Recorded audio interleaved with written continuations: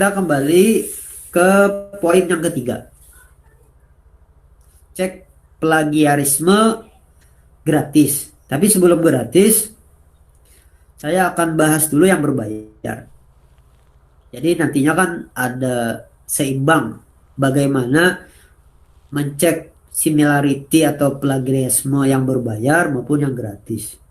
Jadi kalau misalkan ada dana atau ada kemampuan, cobalah yang berbayar. Kalau misalkan tidak, ya gratis. Yang berbayar dulu itu ada yang disebut aplikasi Turnitin. Nah, lambangnya seperti ini, Turnitin. Yang kedua, Identicate Crossref, dari bawaan dari Crossref. Tapi ini sebenarnya satu satu satu apa namanya? Satu sumber. Kalau di internet itu bahkan ada yang kalau berbayar itu ada yang menyediakan akun Turnitin atau akun Identicate itu per tahun. Paling murah ya sekitar 100.000 per tahun. Itu setiap hari bisa mencek similarity itu bisa 10 kali. Tapi perlu diingat, cek plagiasi yang Turnitin maupun Identicate itu harus diingat adalah no repository.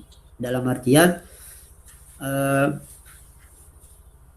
file yang kita ingin cek plagiasinya itu tidak terekam di sistem Turnitin atau Crossref. Kalau sudah di repository itu tidak bisa lagi. Biasanya cari yang no repository. Kita ini cuma hanya untuk mendapatkan berapa persen kesamaan atau kemiripan di dalam artikel kita. Nah, untuk yang berbayar sebenarnya yang lebih baik yang ini, dua ini, Turnitin maupun Crossref. Nah, selanjutnya adalah similarity checker yang gratis. Di sini banyak sekali penyedia similarity checker yang gratis. Tetapi yang namanya gratis itu tentu berbeda dengan yang berbayar. Kalau yang gratis ini biasanya per kata biasanya. Kalau yang berbayar itu tidak per kata. Satu file itu bisa langsung di-upload.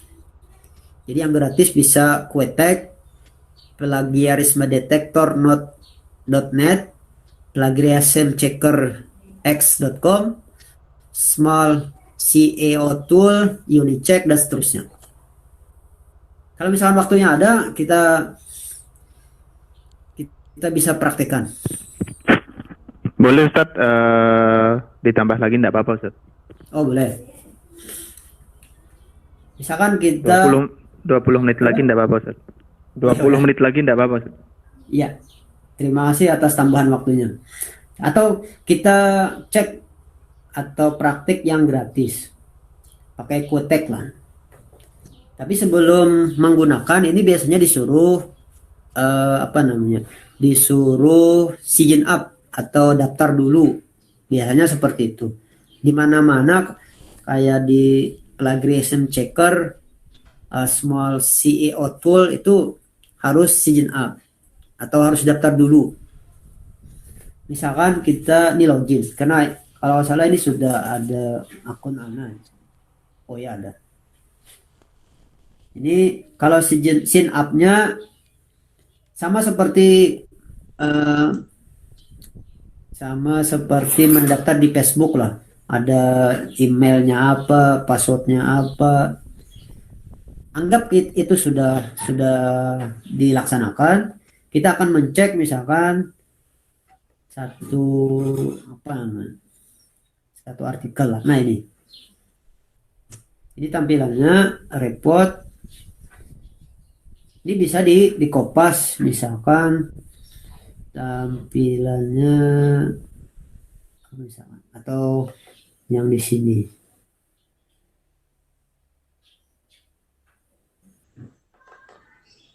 Atau kita cek inilah Misalkan ini, karena yang ada di laptop ini.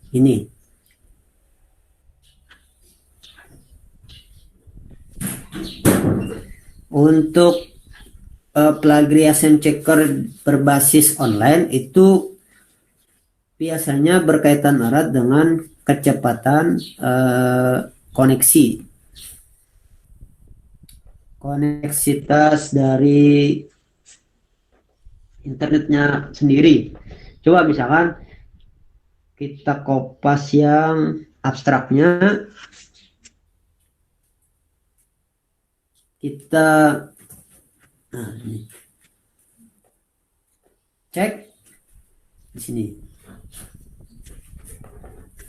Apakah nantinya ada kesamaannya ataukah tidak? Jadi untuk plagiarism checker yang berbasis online itu sangat berhubungan, sangat berkaitan erat dengan koneksi internet. Kalau koneksi internet kita cepat, itu cepat juga dia mengeluarkan laporannya.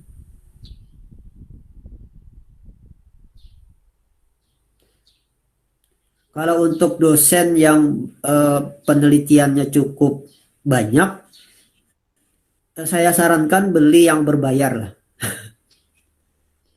Kalau ini kan no plagiarism found, jadi tidak ada ditemukan plagiasinya.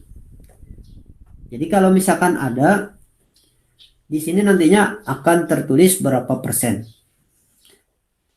Nah, kalau misalkan ada catatan plagiarismnya berapa persen, misalkan anggaplah 50%, nanti di sini akan ada warna lah, ada beda.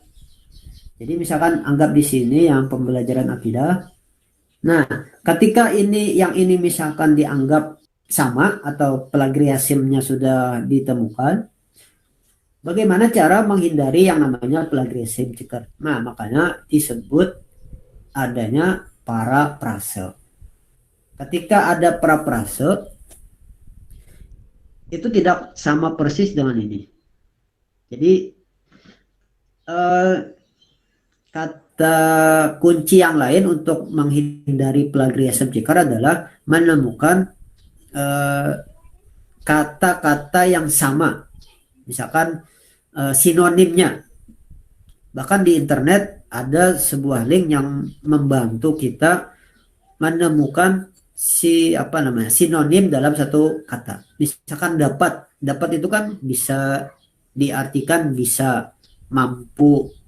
Nah, itu bisa digunakan untuk menghindari yang namanya plagiarism itu. Coba misalkan yang plagiarism detektor. Sama seperti yang ini, tetapi ya tadi harus gabung dulu. Tapi yang gratis ini pun sebenarnya ada yang berbayarnya, ada yang pro-nya. Coba kita cek dengan kata. Nah, ini kan kalau di plagiarism detektor itu dibatasinya dengan total kata, yaitu cuma 1000. Ya 1000 kata itu kurang lebih mungkin 2 halaman lah. Coba kita cek.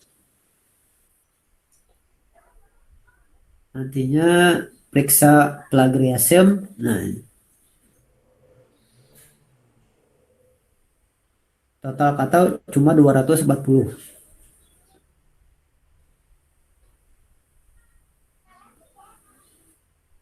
Ini lebih apa namanya?